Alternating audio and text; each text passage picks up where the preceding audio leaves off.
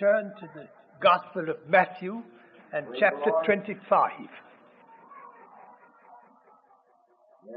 These are parables concerning the Lord's coming.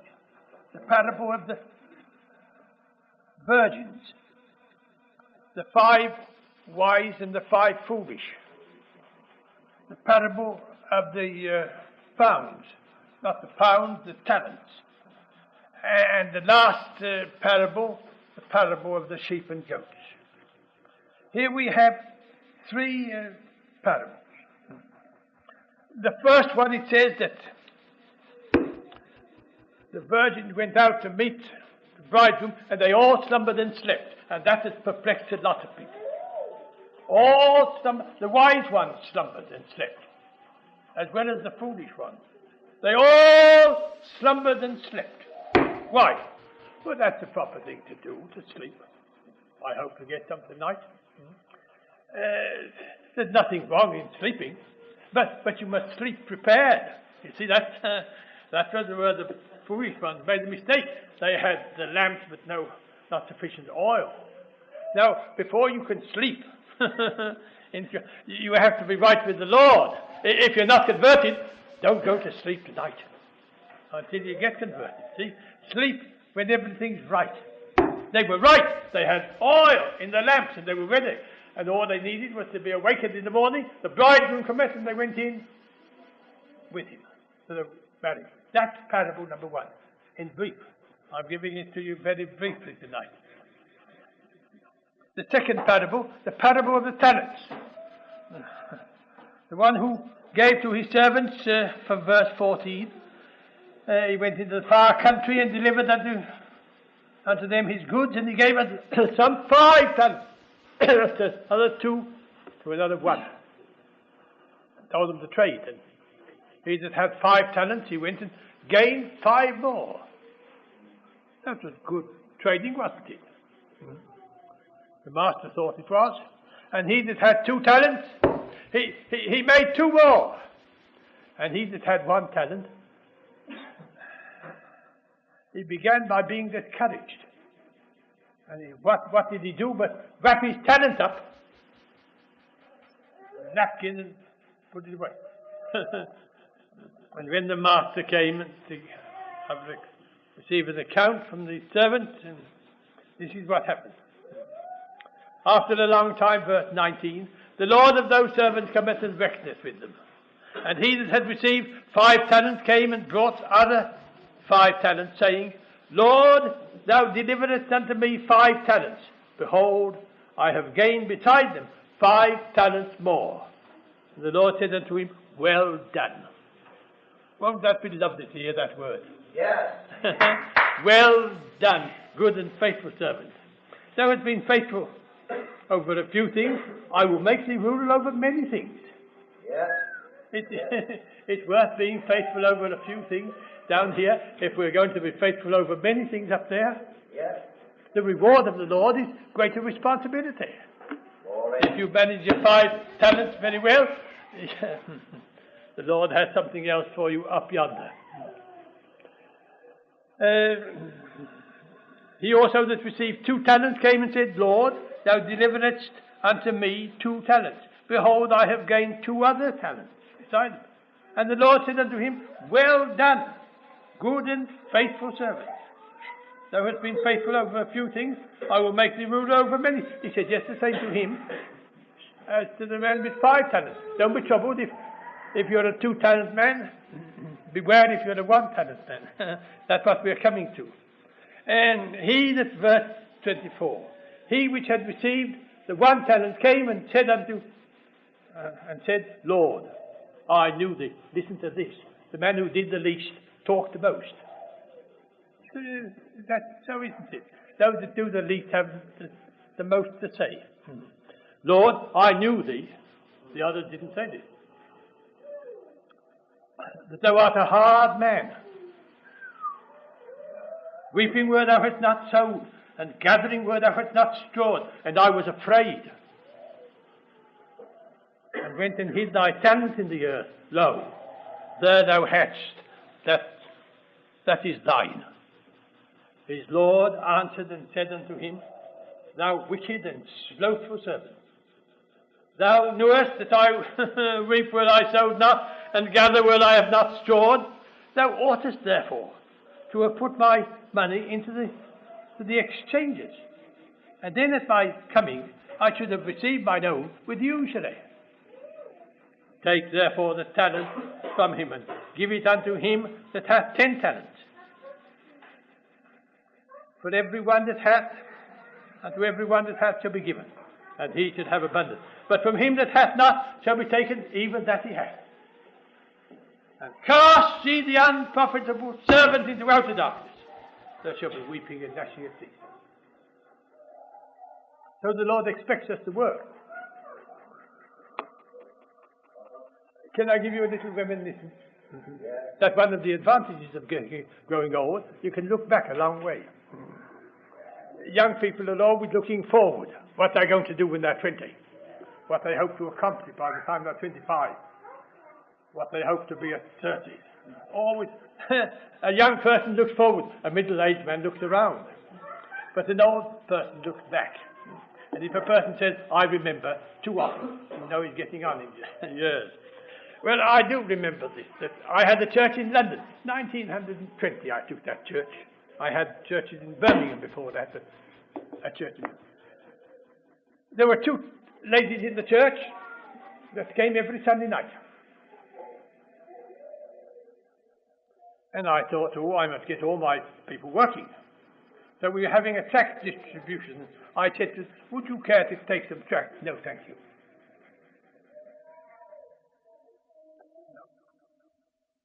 No, just a few. No, thank you. Whatever I asked them to do, they said, no, thank you. But then I didn't go just carriage with them and say, get out. You're too lazy to take a few tracts. We don't want to. No, I didn't say that. I thought, if they'll keep coming, something will happen. And it did. They kept on coming until the atmosphere of the church, the Spirit of God moved. Those 2 ladies changed. It became good work for the Lord. I could have driven them away. I didn't. God gave me grace when they said, no, thank you. To say to myself, all right, we'll get you one of these days. And we did. You see, there was an advantage. They came to church. That was the thing. I would rather have those 2 ladies covering 2 empty seats than I'd have the empty seats. Empty seats have a way of having a stony stare. They look at you and, But they sat on them. I didn't have to. I was very pleased that they covered the... I would have liked a lot more like that, to cover the empty seats. And those 2. See, this man, he ought to have... that brings us to the exchanges, to the banking. You ought to have put my money into the bank. You wouldn't have done anything, but the money would have increased. And I could have received my own reduction. You see, the least thing we can do, if we will not work for the Lord, the least we can do is to put our money, our pound, in the bank. What's the bank? The bank is the church, of course. And if you come into the church, you don't do anything, but being in the church, you create a little interest. See, other people say, they've got the church full. And that interest. If you're not there, if nobody's there, people look in and say, oh, nothing doing. And they go away. There's an interest by putting the pound into the bank. The bank, the corner bank here. Put the pound into the bank. If you won't work, don't forget to attend church. He buried it. He buried his pound, he didn't work. No. And there's lots of people burying their talents for the Lord. They put them in a napkin and hide them. Yes, and some of the napkins are very slim. Some of the people on Sunday, instead of going to church, in good and suitable weather, go swimming. They have a swimming napkin on. And others go golfing. And some do this and some go that. They ought to have put my money into the bank. with the exchange. There's the second parable. The Lord expects us to work, and if we will not work, we must attend church. Third parable. Parable of love. Where does that come in? Verse 31. When the Son of Man shall come in all his glory, and the holy angels with him, then shall he sit upon the throne of his glory. And before him shall be gathered all nations. He shall separate them one from another, as a shepherd divideth his sheep from the goats. And he'll say to the king shall say unto them on his right hand, Come, ye blessed of my Father, inherit the kingdom prepared for you. For I was from the foundation of the world, for I was an hungered, and ye gave me meat. I was a stranger, and ye took me in. I was thirsty, and ye gave me drink. I was a stranger, and ye took me in. Naked, and ye clothed me. I was sick, and ye visited me. I was in prison, and ye came unto me. Then shall the righteous answer, saying, Lord, when saw we thee an hungered, and fed thee, or thirsty, and gave thee drink? When saw we thee a stranger, and took thee in? So, then the king shall answer and say unto them, Verily I say unto you, inasmuch as ye have done it unto one of these, the least of my brethren, ye have done it unto me. And then the other part, those that didn't minister. And they made the complaint, when did we see thee hungry, and so on. And he said, inasmuch as ye... Now, there are three parables here, and there are three thoughts. And the thoughts are progressive. In the first parable, we have 10 virgins, and the 5 foolish virgins were shut out. Shut out. But in the next parable, the indolent servant who didn't serve his Lord, and he didn't even give the money to the exchange, he was cast out. That's more forcible than being shut out. He was cast out. And in the third place, they were cursed out. Depart ye, cursed. That's progression. In the first instance, the wise virgin went in, the bridegroom. In the second instance, they were given authority. In the third instance, inherit the kingdom prepared for you.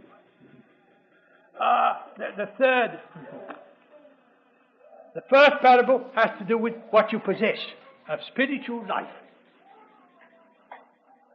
Oil, the oil of the Spirit.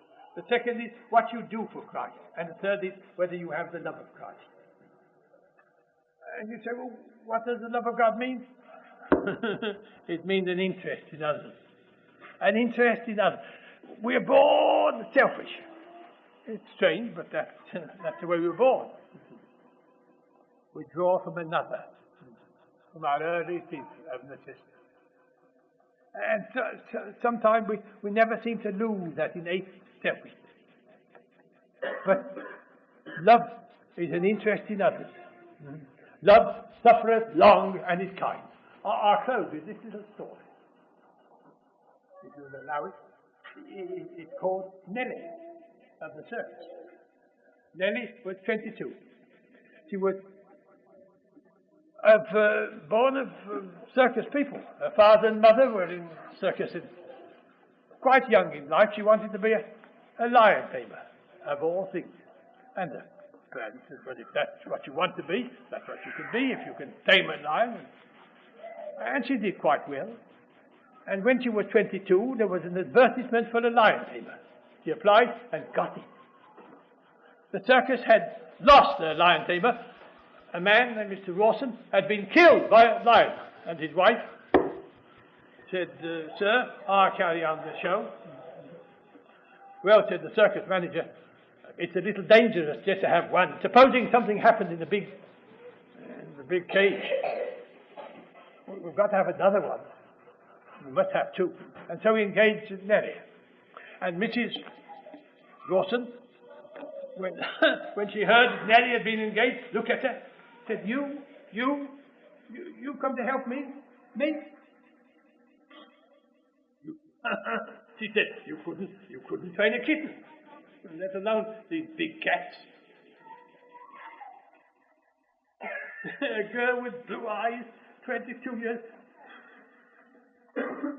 She said, Daddy said she was a Christian girl. He said, would he help me? Help you, said Mrs. Lawson. Sad that she's lost her husband. Got a girl now to help her. To help you? No. All I should do is to sit outside when you're showing. When you're performing with the beast, I sit outside. And if a lion gets you under his paw and begins to devour you, I sit there and laugh until it's all gone. And that won't be long. There's not much of you. You would just make a meal for a lion about it. And then he didn't like that. That wasn't the love of God.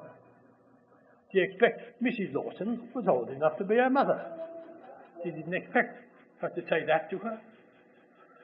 But Nellie said, if she won't tell me what I'm to do, won't give me any hint, I'll watch her. I'll go outside when she's performing with the animals, I'll watch her. And I'll take my gun with me. Those animals. They can be trained, but they can't be tamed. The great lions and the tigers. You can train them, but you can't tame them. You've got to watch them as long as they live. And she sat outside to watch Mrs. Lawson. And she always carried, they all carry a revolver. It had 3 blank shots and it had 3 live ones. 3 that would just do nothing but make a blast, and the other 3 that will kill. She said, I carry my gun. You never know what will happen. That was a good word. You don't know with those animals, you don't know what might happen. She sat outside. One day she startled. A lion that should have been on his pedestal was creeping at the back of Mrs. Lawson. Danger, that's the worst thing possible. You've got to kind of keep your eye on that creature that hasn't obeyed, and keep your eye on all the rest. Little wonder the Lord gives us 2 eyes. He needs 4 of them with these creatures. And Mrs. Lawson knew the danger she was in. She tried her best to keep that cat at the back, in the corner of her eye, but that cat was too quick. One great leap, and down went Mrs. Lawson, and the paw of the lion was on her. And he got up and ran for the double cage. And the man guarding it, the entrance, 2 doors, double door, said, let me in quick. Keep out. Let me into this cage quick. What do you mean? Let me in. And she gave him a knock in the ribs, livened him up a little. The moments were valuable. And he said, with a growl, he said, I'll not be responsible for anything that happens. And in went Nellie to face that lion. The first thing she must do is to get rid of the others. She gives them the clue to go into the chute back to their cages. So the man there guarding the door, they go. She's faced now a great lion. His paw on the body of Mrs. Lawson. And she comes up and gets her gun and fires the blank shot into his face. Smoke, fire, noise, but the creature didn't move. That was a bad sign. He didn't take his paw off the body. He came near danger, near danger. But one spring, and a lion can spring very quickly. For a little distance, it can go to terrific speed. They timed him. And she goes nearer and fires another. And the thing doesn't move. What is she going to do? You've got to do something. Just get that body. He fired the 3rd shot. It's blank. Smoke, fire, noise. The creature's still there. Angry, getting angrier all the time. Just waiting with eyes glued upon Nellie, thinking when will it spring. And the manager of the circus came out. He looked. He didn't want anyone else to die in that cage. The man had died. There's his wife under the lion's paw. There's Nellie. Nellie, be careful. It's all right to talk to anybody who's facing a lion. Be careful. Nellie knew what she got now are 3 live bullets. Kill it. But Nellie had been brought up properly. She knew the value of a trained animal. And the last thing you do is to kill them. You save them if you can. No, she didn't want to kill it. But what could she do? If that lion springs at her, what chance is there for her? Who can step into that cage? No. It's her life now in danger. And the paw of the lion is still on the back of Mrs. Lawson. Kill it, said the manager. He said, kill it. She fired. It's a live shot this time, as the animal is mad with fury. You can see it rounding and its eyes flashing. Any moment it might spring down. Manager, careful, Nellie, careful. Keep cool. Keep cool. He's talking to a girl 22. Keep cool. Shot it again, got it in the head this time, and it gave a terrific roar and leapt until it reached the netting over the top of the big cage and came down with its feet whirling like a windmill and its claws out. Don't always. Those claws can tear the flesh from the bone as if the flesh was butter. She knew, and if she had not moved quickly, the creature would have been on top of her. Nellie, take a good aim. She's only got 1 bullet. There's 1 bullet between, and she says a little prayer. Nellie was a Christian girl. Got 1 bullet. If she only wounds the creature, she's in for it. There'll be 2 dead in that cage in a few moments. She takes a careful aim. And God helped her. She aimed for the lion's heart. She got it. Because the lion only gave half a growl. And he gave a growl and he rolled over and was dead. The men came in to pick up Mrs. Lawson, and at that moment, Nellie went out. A dead cat. She doesn't remember anything from that moment. And they picked up Nellie too and took them both to the hospital tent. The surgeon looked at Nellie, hey, I'll attend to her in a minute.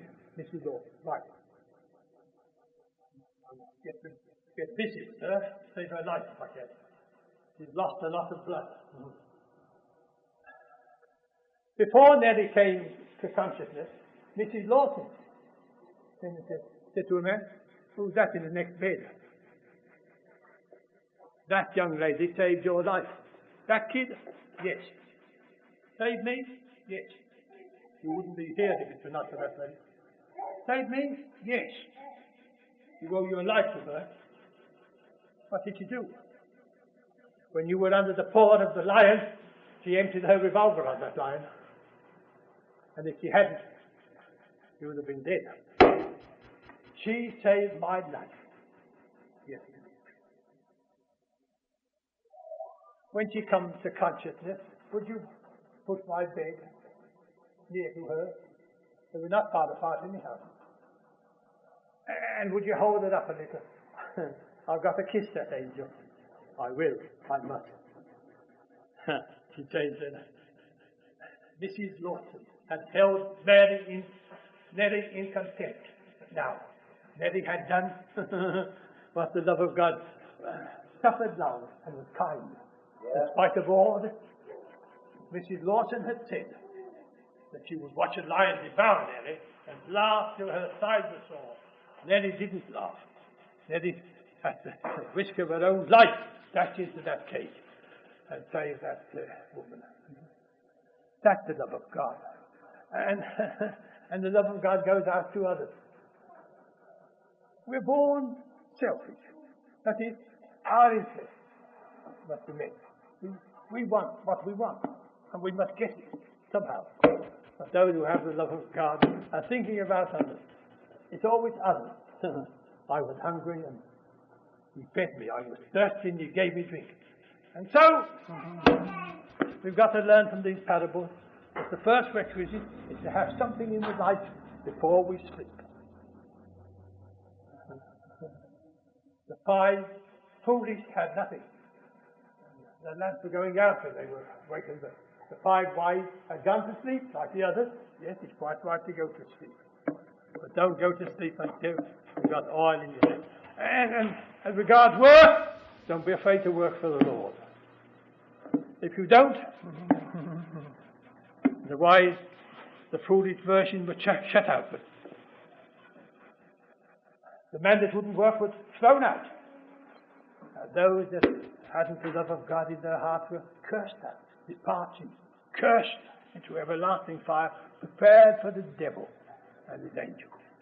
The Lord help us to fulfill those 3 parables which have come together with a thought in each concerning the Lord coming again.